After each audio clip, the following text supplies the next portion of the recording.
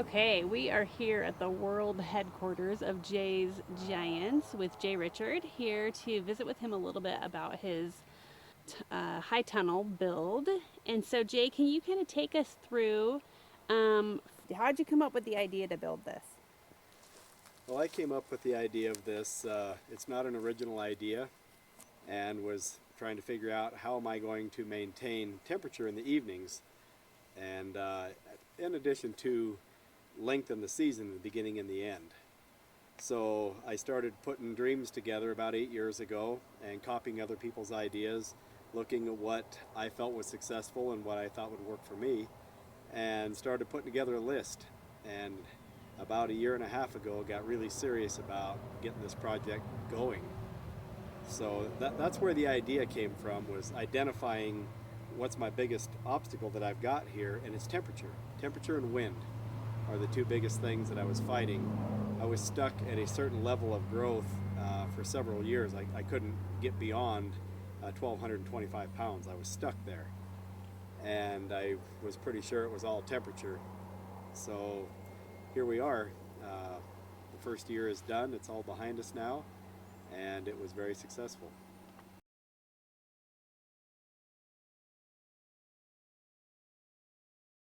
Made a phone call to NRCS, and it was kicking the proverbial pebble off the top of the mountain and starting the avalanche. And it went very well. It was a little bit of paperwork, not even going to try to tell anybody it wasn't. Once I figured out to just ask questions rather than scratching my head and with the alphabet soup of acronyms, just call and ask, and it went very smoothly and very easily at that point. They came out, and Kylie came out, looked at the area. They did some things like analysis to see if it was in a what they call it, highly erodible area, things like that. Did kind of a site plan, made sure that it met their criteria, which was really no problem at all. I'd already been growing in this plot before, so. Did you have to work with farm services also in that process? Well, I had recently done a solar grant as well, so a lot of that was already taken care of. I had half of it was done when I entered into this, so with this particular portion of it, it was very easy because I had done kind of the hard stuff setting up for the solar. Okay, and what did that system. hard stuff look like? The hard stuff looked like paperwork, and Okay. I'm not a paperwork guy. A lot of acronyms, a lot of terms that I'd never heard before. Didn't even know that I didn't even know it kind of stuff. Okay, but did you feel like they kind of held your hand through that process, or did you have to figure it out on your own? Once I got in the right department and made the right phone call to the right person and did a Zoom call, and she took over my computer and I just sat there and answered questions and she filled in the blanks, it went so easy. Okay, so what department was that you worked with? Oh boy. In Cheyenne, I can tell you that. The solar was the hard part, and I'm kind of confused on which part I did with which because they were back to back. Okay. And it all kind of ran together. This went extremely easily though, because I already had all the payment system set up. I had a SAR number. I had What and tell us what that is. What's an SAR number? what's that acronym stand for? I'll have to get back with you on that. Okay. It's their vendor, basically. You Okay. become a vendor, and that's I already about halfway was through the shop through BLM anyway. So it was kind of I think if I would have started with zero with this, it would have actually probably been easier because the people that I worked with on the high tunnel was a lot easier to work with than the people I did with the solar grant. Okay. So, and this was the EQIP program. Correct. And it's not full funding, right? And what No. percentage do they cover? They covered per square foot up to a cap. At the time, it was $9,500, and it was $4.70 or something per square foot is what it came down to. Is what they covered. That's what they covered. Okay. Yeah. And what was your actual per square foot cost total? Do you know that? Yeah, when it was all said and done, with the electrical, the plumbing, the cement, the ventilation, everything was all said and done, I was into this about $27,000. Okay. So, and how many square feet is it? This one is 2100. It's 30 by 70. 2,100 Said and done. on that. Uh, I went way over the top though. So you built a pretty nice house for your pumpkins. This is a pretty nice house for my pumpkins. Yeah. This is the Taj Mahal for pumpkins. It is equipped with a thermal system, a geothermal system in the ground. I dug a hole 30 feet wide, 70 feet long, and 42 inches deep before I did anything. We cleared everything out right where we're at, and I dug a great big hole right here where we are. This was a pile of dirt where I'm sitting, about 15 feet tall, and I buried pipes in the ground so I can harvest the hot air from the top of the tunnel and blow it into the ground starting any time now. I just need to assemble the fan and plug it in. I can pump that hot air that's accumulating in the building right now and put it in the ground all through the winter and in the spring, so my soil temperature will be ready to go by April 1st. I'm anticipating having 75 degree soil temperature is my goal on April 1st. So what kind of pipes did you bury in the ground? I buried a flexible tubing. It's made for sewer systems. It's a corrugated black pipe, but non-perforated. So it's a solid pipe, doesn't have any holes in it, but it's that flexible black tubing you see used for septic systems is what I buried in there. Okay. There's about 210 feet on each side, as I recall. I held it in place with stakes Okay. to hold it in place while I added everything else. This is an example of hugelkultur. That's where you take, say, a raised bed and you put logs in the bottom and then sticks and then cardboard and sawdust and ultimately leaves and soil on the top, and it decomposes over time. This is a very, very large version of that. There is a lot of firewood laying in the bottom of this hole. It was real handy right behind me. There's a lot. There's around maybe a ton of moldy hay on the bottom of this thing, 10 inches of leaves, and all kinds of biomass from around the property here is all in the bottom of this thing, decomposing over time, and I've actually got to watch that happen over the summer as it has settled. That has started. My idea behind that is to feed the worms. And if I can feed the worms, I won't have to do nearly as much to the soil. And they will create the channels so I can get my plants to root very deeply with me not having to do a whole lot to it. So that's kind of the idea, is to feed the worms. It's all on the bottom, and I know that it will percolate and the worms will find their way down there. Okay. And so as that begins to settle, what's your plan for putting on top of that? What kind of soil will you be bringing in? I have a compost pile over here that I mix up and manufacture my own compost. And off to my left over here is a sand pile. And I will mix the compost and the sand and an 80% compost, 20% sand mixture to fill the bed as it begins to sink over time. Okay. And what kinds of things do you put in your compost pile? 99% horse manure. Okay. That's what I use specifically for this. And why do you choose horse manure over any other kind of manure? Is it just the availability, or? One is the availability. I have a friend of mine that feeds his horses only certified grass. So I know there's not very much, if any, seed in that manure. And the other reason is it's available and it's free. I like that. But the main reason I went to horse manure, I used to use a little bit of everything through the years, but a number of years ago with my soil had a real clay base to it. And what I found is the horse manure had a lot of undigested material in it that really seemed to do a nice job lightening up that soil to where it would drain better. And when I filled the hole back in, I added 25 cubic yards of horse manure mixed in evenly, one bucket at a time. 170 cubic yards of soil went back in the hole. I did it with the tractor. Okay. I've got a really nice Coyote tractor, and we'd put 3 scoops of soil, 1 scoop of manure. I'd stir it up with the bucket, dump it in. repeat over and over and over again. It took a long was probably the single most important part of the build. I have a friend, and if you don't have a friend, I would highly recommend hiring somebody or get a friend that has a transit and come in and get this thing square and get it level. You will fight that all the way to the last screw if it's not straight and it's not level. You don't have to, you can do it. We're not building a piano, but it was so nice. I had a friend come in, he's a fellow pumpkin grower, and he brought his transit in, and this tunnel is no more than 1/4 of an inch out in any direction, anywhere. It's as square as a house would be. It truly is. And that really paid dividends, starting with 4 square corners, and then we pounded all the posts in, and they are string line straight. Again, within 1/4 of an inch, it's absolutely square and level. Probably more so than my house.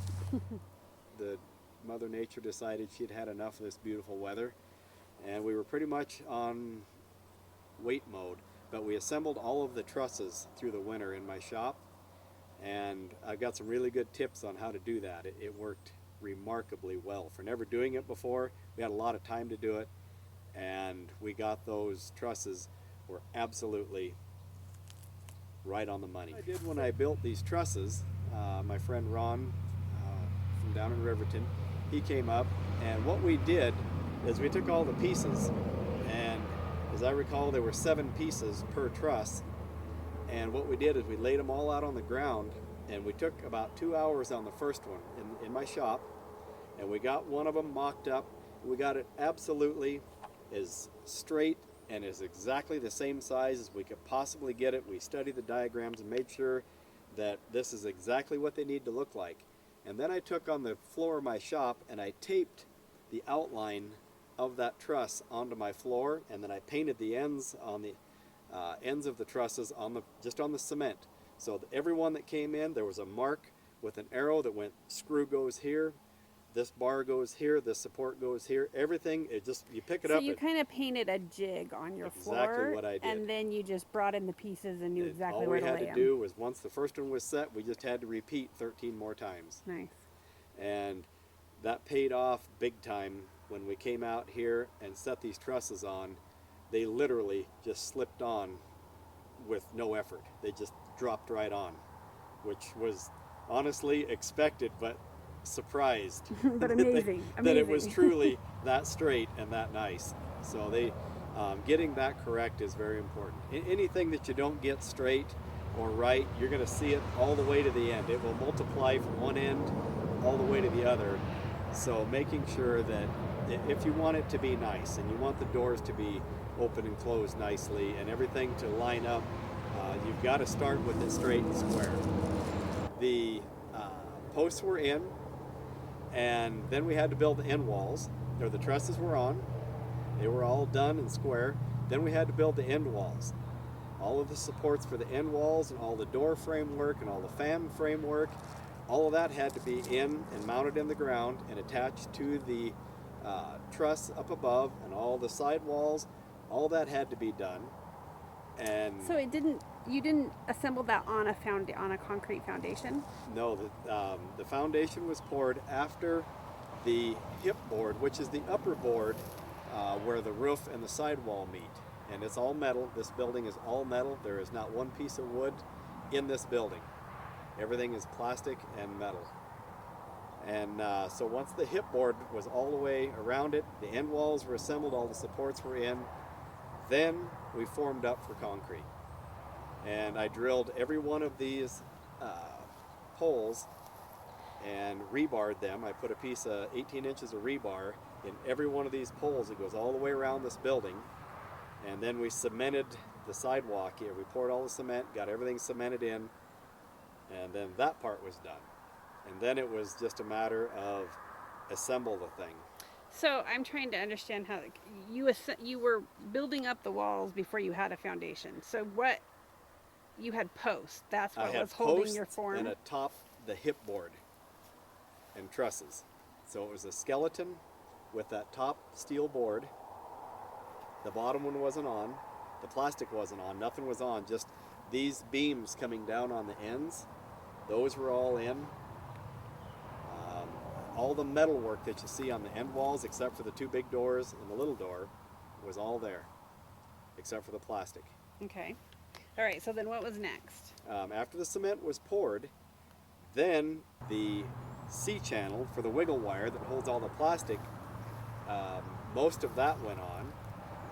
And then the side walls were built, the plastic, and these side walls rolled down like a car window. So these are side curtains, and they roll down. Really easy to do.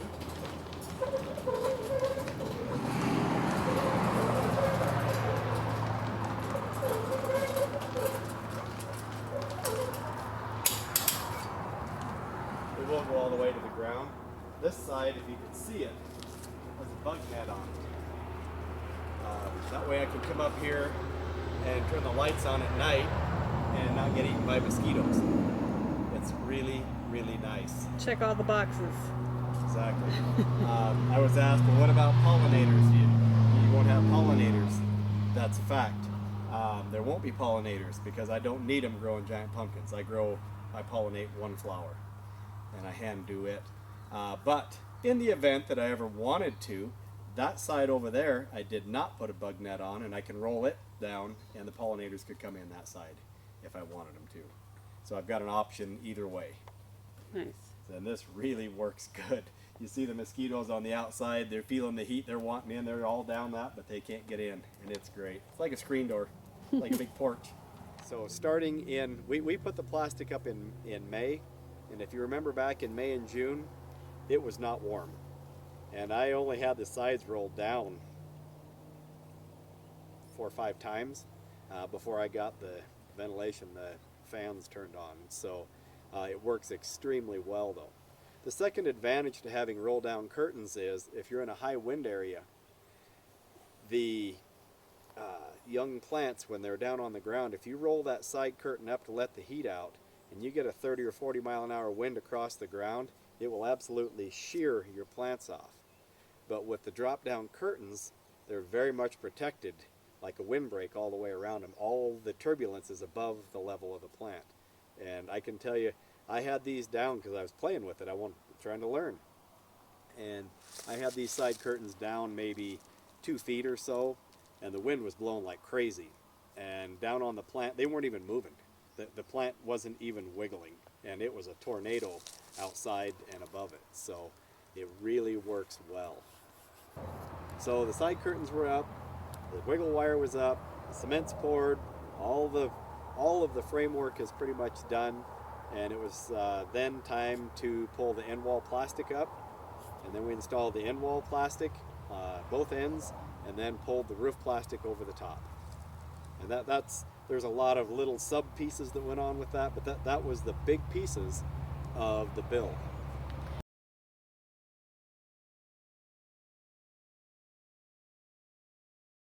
Will happen here in the next couple of weeks. The fan's sitting in the shop on the bench. I just need to assemble it and bring it out and put it on. But it'll be on a controller, on a thermostat.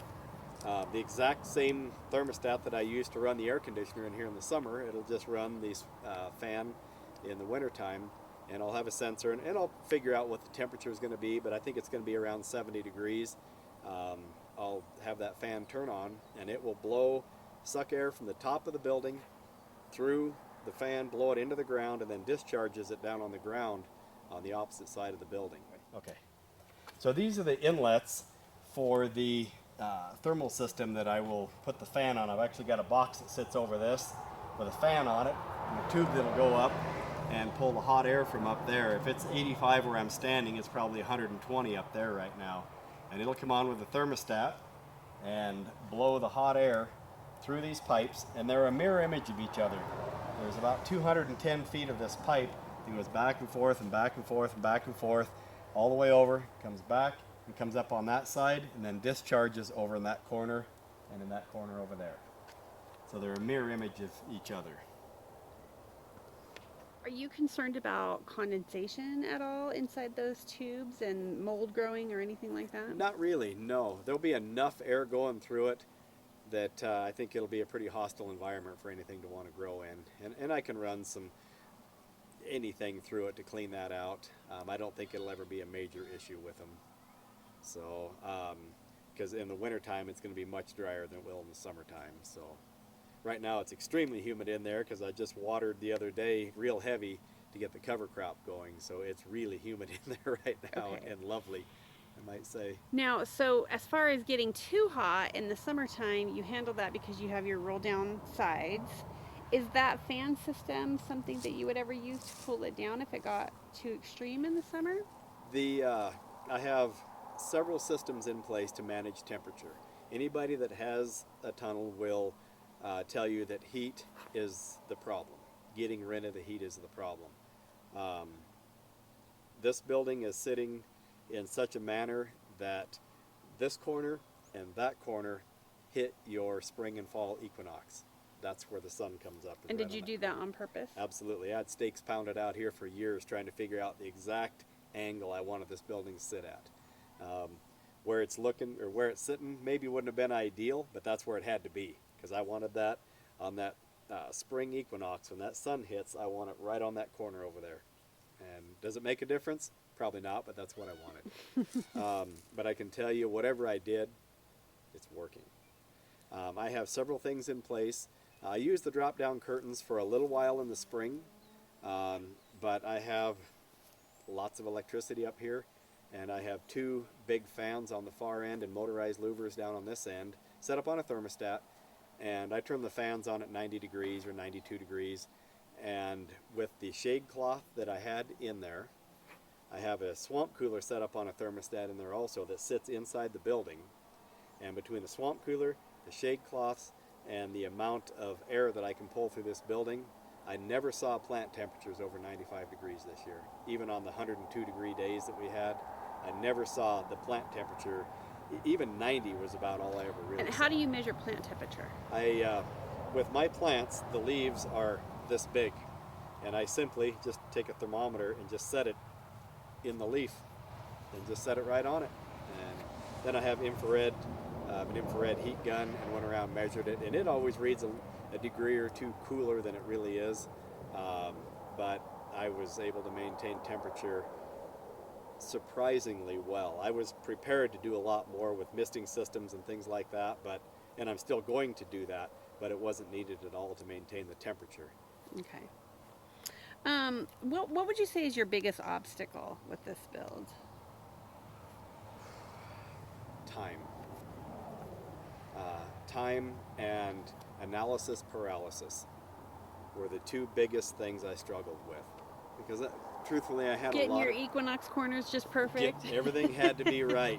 How is this? And I didn't want to fight with it. You know, you look at my doors, they're absolutely straight. The concrete drains, everything. It was built like you would build a home. Far better than it ever needs to be. You don't want to sloppy throw them together, but like I said, you're not building a piano. We kind of built a piano here. Took a lot of time with that, making sure that everything was right on the money. But the analysis paralysis was tough because trying to foresee, where do I want to put conduit in? What's my future use going to be? How am I going to get water in here? What if I have an irrigation system break? How am I going to get the water out of here? Trying to analyze all the things that what ifs could be's type of things, because this was so purpose built with the idea and the absolute, this is what it's going to do. It was just standing there scratching my head going, okay, let's see, before I put the cement here, what needs to be inside? Because once the cement's down, that changes things. I can still do it, but it's going to make it a lot harder. Yeah. So, how would you say that you gained the knowledge or the skills to do this install? Because obviously that was a big part of it, was just thinking the process through. Exactly. Is this just like a lifetime of experience, or did you have certain sources that you went to try to prepare yourself for this? So I was able to come up with a lot of these ideas because, one, pain is a great teacher. And I've suffered a lot of pain in my life. I always say if it's not unique, novel, convenient, and fulfilling, you're not going to do it very long. If you've got to step over a fence to go turn a valve on to water the back plant, you're probably not going to do that all summer. It's like getting a puppy. You know, it's all good and new when it's fresh, but by the end of the year, I don't want to wade through the plant to go turn that valve on. So it had to be something that I went through every step, and I don't sleep very well. So I laid awake a lot of night. And the other thing that I did is I wrote things down. I actually wrote out a plan. This is what's important to me. This is what, oh, I hadn't thought about that. And I looked at other tunnels, and I looked at some of the best ones I could find. When I spoke to the man who built the kit for this, I told him, check every box, send it to me. I didn't care what it costs. I want to see what's available, what can be done. And as it turned out, send it. We didn't uncheck any boxes. So, because I only got one chance to do this. And this wasn't, I have 2 other tunnels, and they're shaky. They're not straight. I kind of fight with things. They don't work maybe. They work good, but I wanted this to be nice. I wanted this to be what can be done if we really do it right. But laying awake at night and writing down a plan. I would say that's the number one thing, is using the internet, the power of the internet, and getting on high tunnels for beginners and looking at people. What were they having troubles with? What are areas of concern? Is it predator problems? Is it mouse problems? Do you have wind problems? Snow load, all these things, and just trying to take it all into account and also realize that it's metal and plastic. We can fix it. It's all repairable. It can all be redone if it needs to be.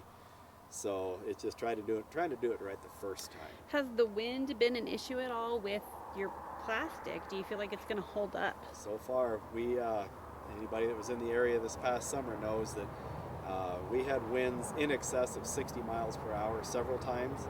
I had one issue with this set of doors right here. The wind came straight out of the west over here, which it never does.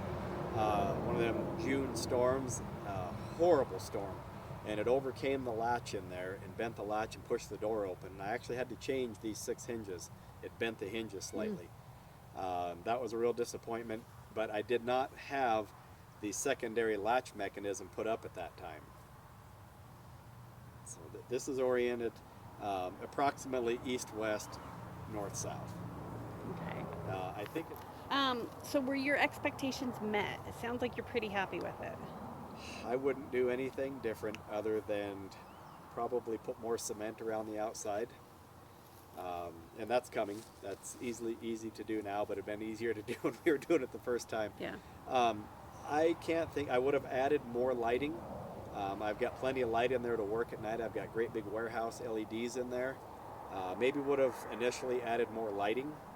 Got a little shadows, and I'm used to working in a pretty bright shop. I've got a few shadows on the end down here. I wouldn't have changed anything. I would have changed my growing technique this summer a little bit and been a little more proactive about monitoring the aphids, because growing in a rainforest, when you're used to growing in a high desert, that's 2 completely and totally different worlds. And I knew it would be a learning year, and it was. I learned a lot. I wish I would have known 6 months ago what I know today. So what do you know about aphids now today? Oh, I know you got to be on them from day one, even when you don't know that you have them. I've got to be in some type of program to stop them, because they can go from 0 to a full infestation in here in about 10 days. And what are some of the methods that you're going to use to address that in the future? I have already started with an insecticide spray. When I pulled all of the foliage out, I very carefully brought it all out, and it's in a pile to burn to get rid of all of the aphid. They were bad. They were really bad. So they will be burned, and everything else, the vines and the root system that was in there, I left it intact, but I sprayed an insecticide the whole ground, and then I shut the fans off. I brought the temperature up in there to 110 or 115 degrees probably on some warm days we had. to try to cook the eggs that were left and anything that was left. Raked everything up that I thought could have aphids on it.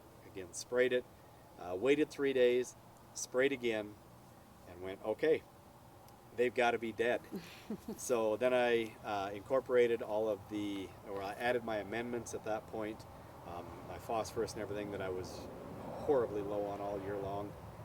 I added all my amendments to it, did a light till just to level it and to chew up the vines that were in there. The vines were almost 2 inches in diameter, so I chewed all those up, leveled the playing field in there, and planted my cover crop. Okay, and what did you do for your cover crop? This year I used a cereal rye cover crop. It's ryegrass, a winter rye. I have a friend of mine who was a field man for a long time, and he said use cereal rye. It's really tough on aphids. You basically starve them to death. And Okay, so it looks like you've got your cover crop going. Tell us what we're seeing here. okay, so in here, got a little bit of a mess going on. This was the entire system, the irrigation system. All of the white pipe that you see laying around the edges in here is 1-inch PVC pipe, and it's drilled every 12 inches on both sides of that pipe. And it's a flood low pressure system that I can put down a whole lot of water with really quick. And it lays out in a grid in here that absolutely matches the shape of the pumpkin plant. It works amazing. It was an idea I stole from Ron Hoffman down in Riverton. He's used it. I've used it for years and years and years. So the cover crop is just coming up. It's about 8 days old now. It's come up really well. Got a nice stand. It's good to see green coming up. I'm hoping that it'll get a really good stand, and then it can freeze down a little bit in the wintertime and come back up. It's a rye, so I'm hoping that it comes up really good. And then I'll just mow that down and integrate it back into the soil. Do you think it's possible with your with the piping that you laid down to keep the greenhouse from freezing at all in the wintertime if you wanted to? You know, I think it's still going to freeze. I really do, but I don't think it's going to freeze very deep. I think that, you know, maybe a couple of feet deep is all it's ever going to freeze, if it does at all. Stay tuned on that. Probably depends on our solar days, how many days of sunshine do we have. If it warms up really good in the day and the system's working, I mean, you can feel the heat just pouring out of here right now. And so what's your plan for dealing with that cover crop? Are you going to just fold it over and plant into it? You're going to kill it? Are you going to do like a no-till planting? Or Sure, this is not a no-till area in here. My other stuff is, most of it is, but this here is, I've got a tractor with a rototiller, and that's why there's an 8-foot door on the end so I can get my tractor in there. I have to put more into the soil to feed the pumpkins and incorporate more into the soil right now than I could do with a no-till. Oh, I could do it with a broad fork, but I don't have enough time or backbone to do that. So I just bring the tractor in and till it. But I will add my cover crop back. It will be reintegrated right back into it. I'll probably mow it depending on how tall it gets. I'll mow it, and then I'll let it grow right up to the point of when I need to let the plant be there. I won't have bare soil in there like I did this year. This year there was no time to even start. I didn't even start the pumpkins until May 4th this year, which is a month later than I intend to next year. that's going to be amazing to see the results of, huh? We will see. So tell us, what was your record this year? Okay, so this project is entitled Project P2K, which stands for Pumpkin 2000.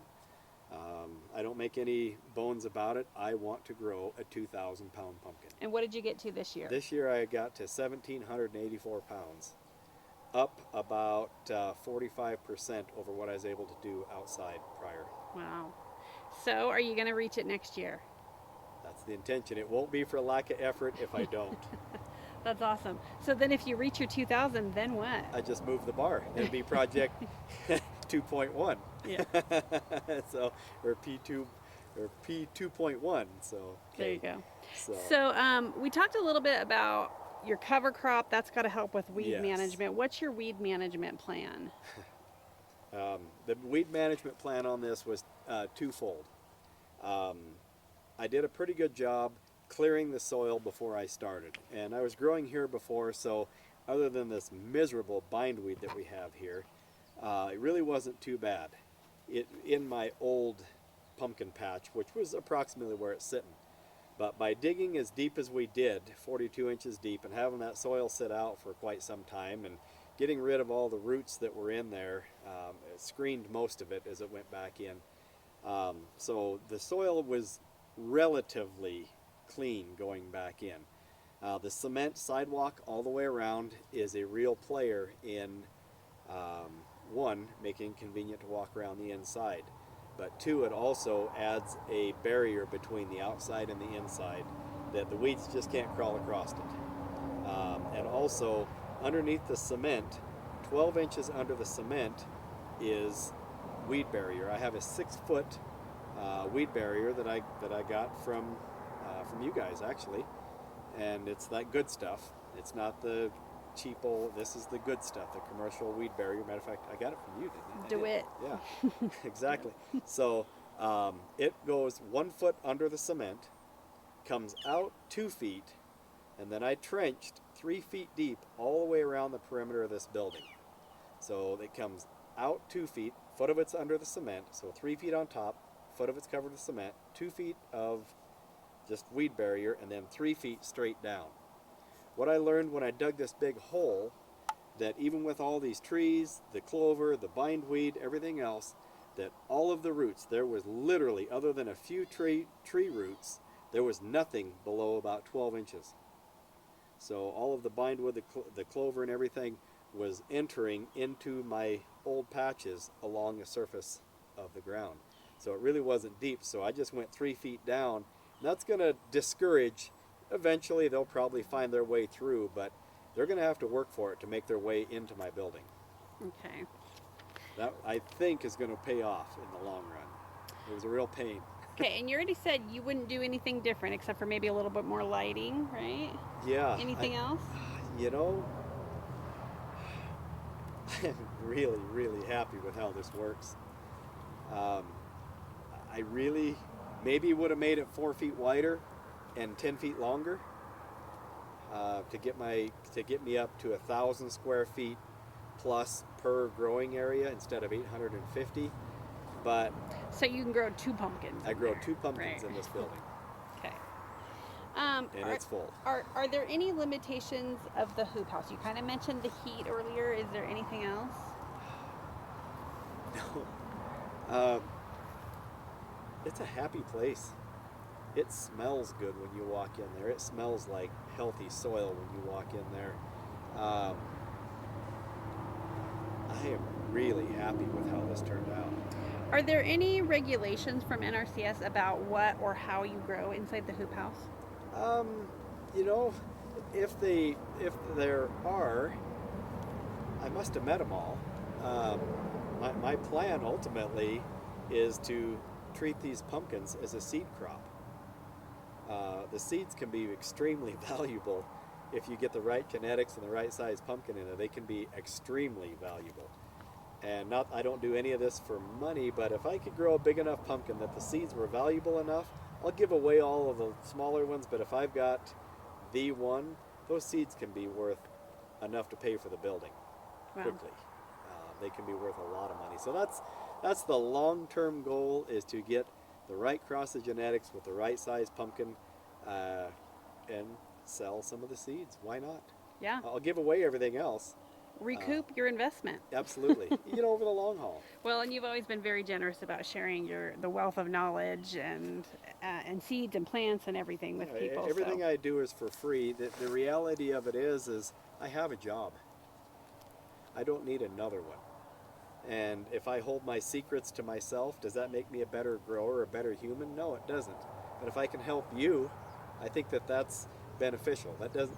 If I keep it all a secret, what good does that do me?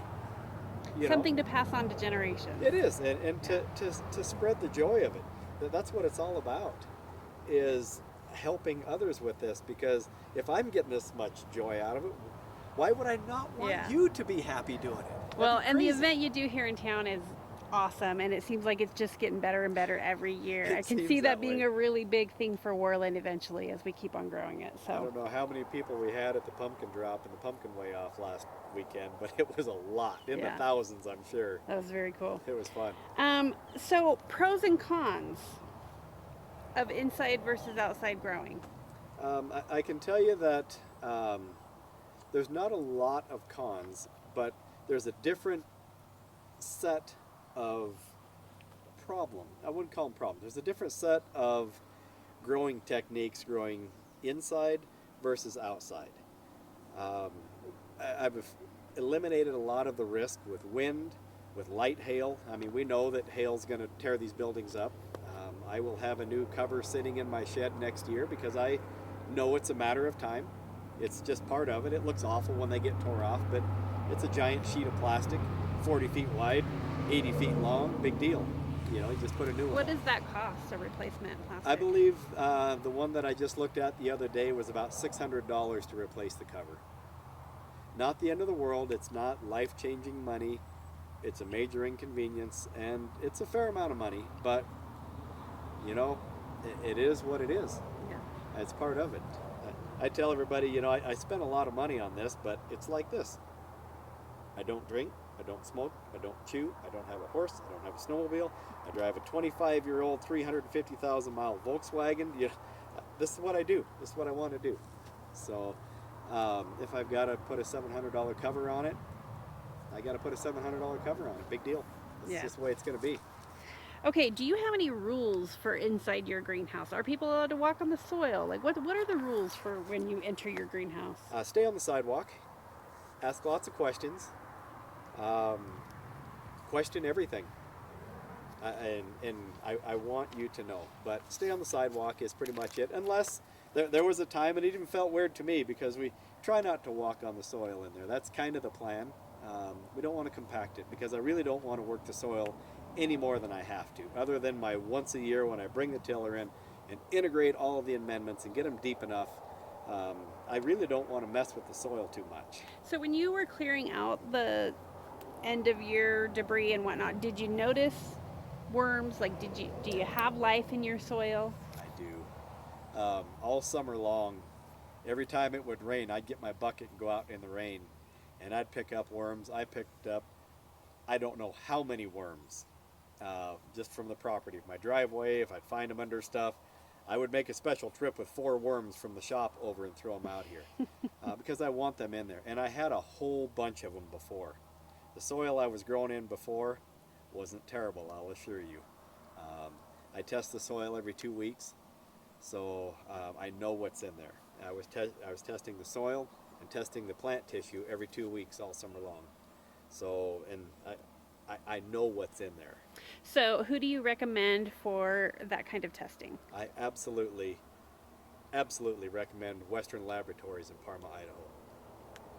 When God created the earth and he needed something to grow stuff in, he called Western Laboratories and talked to John Taberna, and he said, John, I need something to grow this in. What do you recommend? And John Taberna said, this. And God made it because he's that good. I have a lot of faith in what he says. He actually predicted the weight of my pumpkins. I don't know if it was dumb luck, but he actually predicted the weight when they were at about 1,000 pounds. He told me your soil's going to run out of gas between 1,600 and 1,700 pounds. And I'm laying down 50 pounds a day of growth on each pumpkin, and I'm thinking, man, I'm hitting on all cylinders. There's no way. I'm going, in my mind, I'm doing math. I'm going 2,000 this first year. You watch me. I ran out of gas, one of them at 1,686 pounds and one of them at 1,784. So So, do you visibly see that change? Like, do you see yeah, them slow down in growth at that yeah, point? yeah. I measure them every day or 2 or 3, and it happened very rapidly. It was a combination of an aphid infestation and my soil ran out of gas. So, you said you're adding to your soil all the time. So, what's to prevent you from just continuing to add so that your soil doesn't run out of gas, as you put it? There's a difference between putting it in the soil and making it available for the plant and having the plant actually use what's available. Getting it in the plant is the hard part. I can put it on the ground, but getting particularly the phosphorus doesn't move very fast. Soil doesn't like to change very fast, is what I'm learning. And I used it, the analogy of it's kind of like trying to overhaul an engine with it running when you've got the plants growing. It's very difficult to do. I was able to maintain my low level. It didn't deplete a whole lot, and I had a couple bumps, maybe, along the way, but I could not get the plant up into an optimum range, no matter how much I added. And I actually added 40 times the application rate for alfalfa of phosphorus, and it didn't even budge it. Didn't even